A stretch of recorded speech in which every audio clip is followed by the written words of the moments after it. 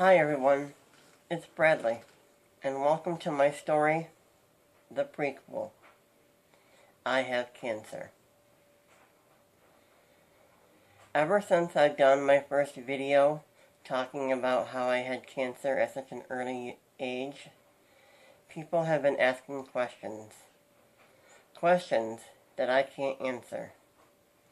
So today, I'm doing a video with none other than my mom.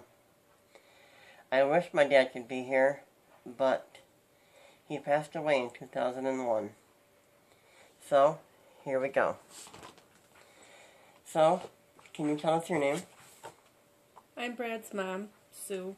Sue? So, some of the questions, Sue, that people have been asking are, how did you know something was wrong with me? Because your eye was rolling into the back of your head. Okay. And the doctors thought you had allergies and it just wasn't going away.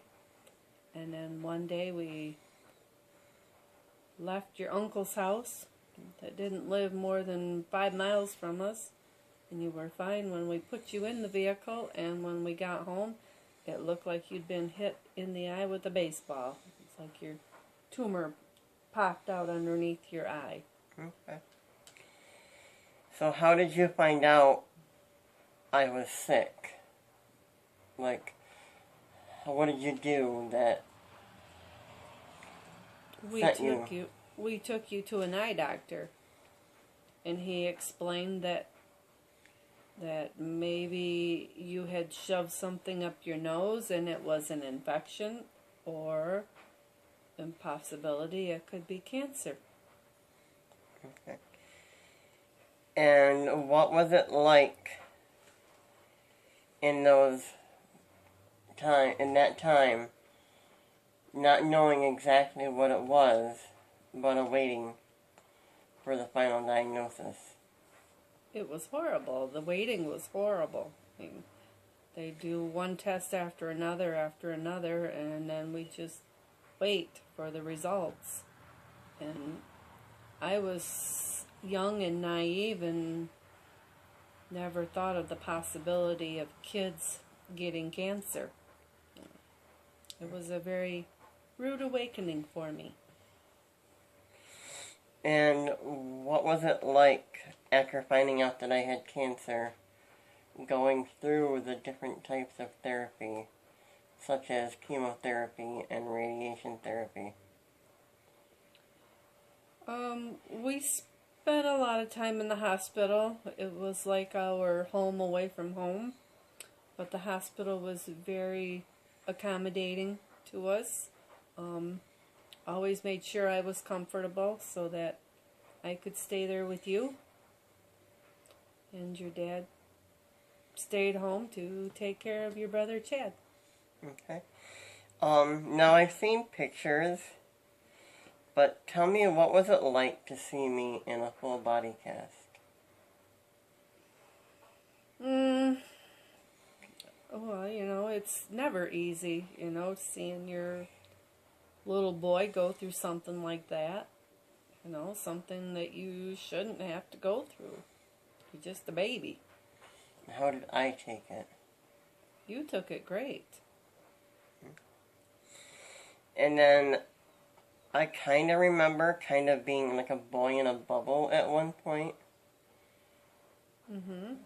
Yep, because we had to monitor you constantly. If you got a fever over 100, then we would have to kind of keep you away from anybody who was sick, because your blood counts would be low. And I'm sure that once I was declared clean the first time, that was a big relief. But how was it? How did you feel when they told you that I had relapsed?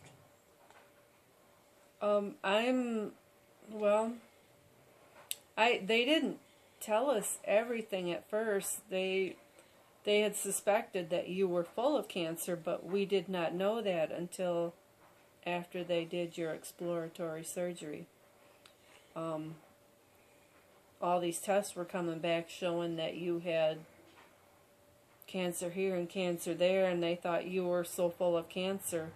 They were afraid that when they opened you up that you would be so full of cancer that they wouldn't be able to do anything.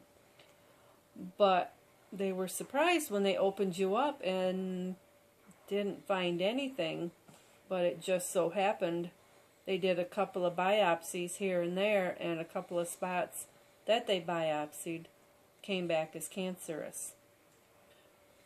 I think, had we not already been watching you, monitoring you closely because of your medicines and that, we may not have caught this cancer in time, and it could have been much worse. Whereas we caught it in the very early stages, and they were able to treat it successfully. Okay. And how did you feel when I was declared to be in remission? Oh, I was happy. I was happy. I was hoping that you could go on and lead a normal life just like other boys and girls were doing. Okay. And then how did you feel when they finally declared that I was clean? I was happy. But our ordeal wasn't over because of everything they removed. You still had a lot of reconstructive surgeries to go through. And we did that every summer for as long as I can remember. About 17, wasn't I, when we finally stopped? Yep. And that was, what, maybe 1 to 2 surgeries a year? If that. That's how we would spend our summers, is in the hospital. You having another reconstructive surgery.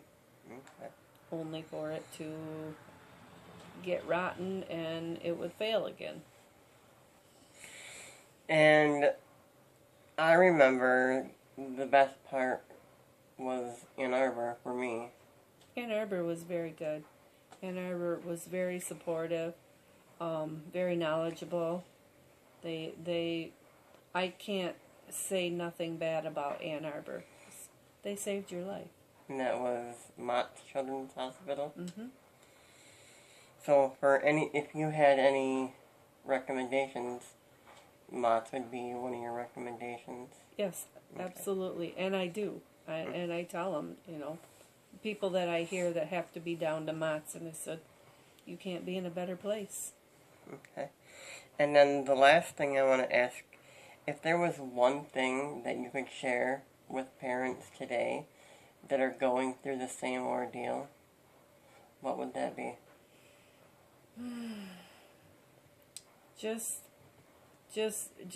hang on, be there for him or her, and know that better days will come ahead.